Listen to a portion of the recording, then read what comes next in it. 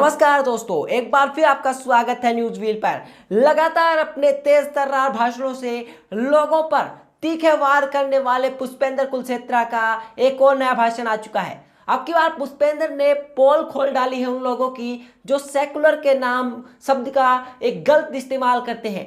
कैसे सेकुलर शब्द का इस्तेमाल कर कर उसके पीछे बड़ी साजिश रची जा रही है, उसका खुलासा पुष्पेंद्र कुलक्षेत्रा ने किया है। सुनिए क्या कहा पुष्पेंद्र कुलक्षेत्रा ने। आपकी स्थिति यहां तक पहुंच गई है कि भारत एक सेकुलर स्टेट है। ये शब्द सेकुलर से मैं एग्री नहीं करता हूं।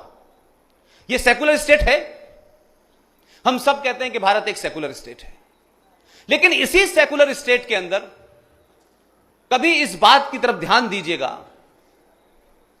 35 करोड़ लोग दिन में 5 बार अजान में पहली लाइन क्या कहते हैं, इसका कभी अंदाजा है आपको? और उन्होंने छुपाई नहीं, क्योंकि वो अपनी किताब को फॉलो कर रहे हैं। उन्हें करना भी चाहिए अगर वो ईमानदार लोग हैं। ये बात अलग हो कि किताब का कुछ हिस्सा फॉलो करते हैं, कुछ नहीं करते, यहां तक बेईमानी है उनकी, लेकिन जो भी करते हैं वो कर तो रहे हैं। आप मुझे बताइए कि आप कौन सी किताब को फॉलो करते हैं? किसी सेकुलर स्टेट के अंदर क्या भारत की आईपीसी इस बात की इजाजत देती है कि आप 5 वक्त खड़े होकर के मजहब के नाम पर जोर जोर से यह कहें ला इलाहा इल्लल्लाह मुहम्मदन रसूलुल्लाह? इसका मतलब जानते हैं? जानते हैं नहीं जानते हैं? जो जानते हैं वो दोबारा पूछे क्या कहना चाहते हैं। कुरान मजीद जो एक पवित्र किताब है मुसलमानों के लिए, इस्लाम के मानने वालों के लिए, वो कलमे हैं उसमें कई सारे। तो जो पहला कलमा है, पहला कलमा तैयब तैयब माने पाक, ला इलाहा इल्लल्लाह मुहम्मदन रसूलुल्लाह। अर्थात इसका मतलब क्या है? इसका मतलब है अल्लाह के सिवा, अल्लाह के अलावा किसी की दूसरे की इबादत नहीं हो सकती। मेरा सवाल यह है, अल्लाह की डेफिनेशन है, अल्लाह गॉड का ट्रांसलेशन नहीं है, अल्लाह ईश्वर का ट्रांसलेशन नहीं है।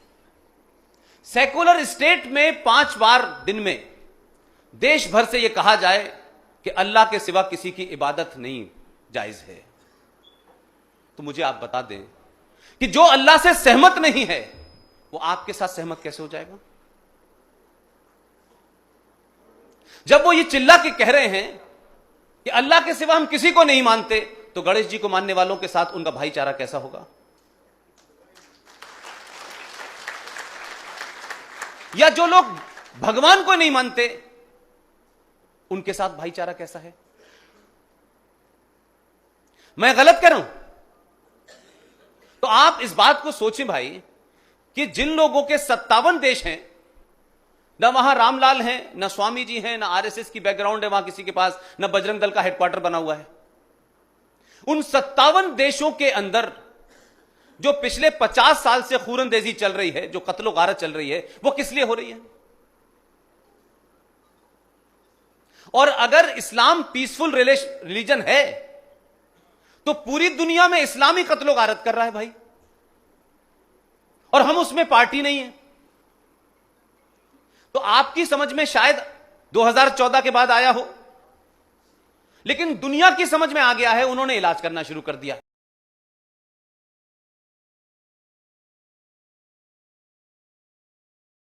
पुष्पेंद्र कुलक्षेत्रा ने आगे जाकर बताया कि कैसे भारत की एक बड़ी राजनीतिक पार्टी इस सेकुलर शब्द का इस्तेमाल करती रही और इसे घुमा फिराकर लगातार वोट बटाकर भारत की जनता को पागल बनाती रही। उन्होंने सवाल उठाया कि जब देश सेकुलर है तो कैसे इसमें एक माइनॉरिटी कमीशन बनाएगा। उन्होंने कहा कि ये माइनॉरिटी कमीशन बनाकर क्या सेकुलर शब्द के साथ धोखाधड़ी नहीं की गई है?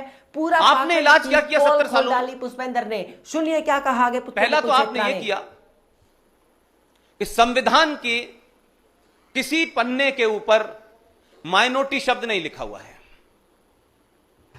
लेकिन क्योंकि आपको वोट लेना है, राजनीति करनी है, तो आपने अपने समाज को वो झूठ इतना पिलाया कि इस देश में एक 92 में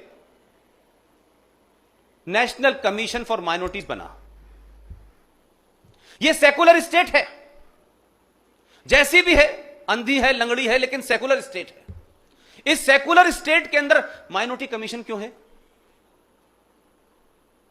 इस सेकुलर स्टेट के अंदर मुस्लिम पर्सनल लॉ बोर्ड क्यों है?